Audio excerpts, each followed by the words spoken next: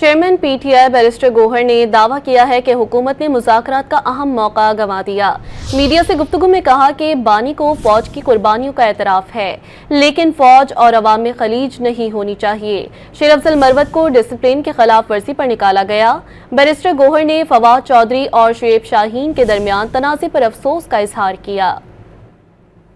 हम हर वो स्टेटमेंट की मजम्मत करते हैं जिसमें कहा जाए कि हम लोगों के घरों को जलाएंगे। ये हमारी पार्टी पॉलिसी नहीं है। खान साहब ने जिस लेटर में जिक्र किया है तो खान साहब ने कहा है कि फौज की बड़ी कुर्बानियां, हम उसका इतराफ़ करते हैं। बस साथ ही लिखा कि फौज और अवाम के दरमियान खलीज नहीं होना चाहिए। खान साहब ने बहुत संजीदा मसाइल की तरफ तवज्जो दिलवाई है। वो चाहे जवाब दे या जवाब ना दे, कोशिश करनी चाहिए कि वो इकदामात हो जिससे खलीज ना पैदा हो। पॉलिटिक्स में कोई चीज आखिरी नहीं होता, लास्ट वर्ड कहीं नहीं होता पॉलिटिक्स में, आप देखते हैं। लेकिन फॉर नाउ तो जो मुज़ाकरात है वो खत्म है। लेकिन हुकूमत ने एक बहुत अच्छा और मुनासिब और बेहतरीन मौका गंवाया है।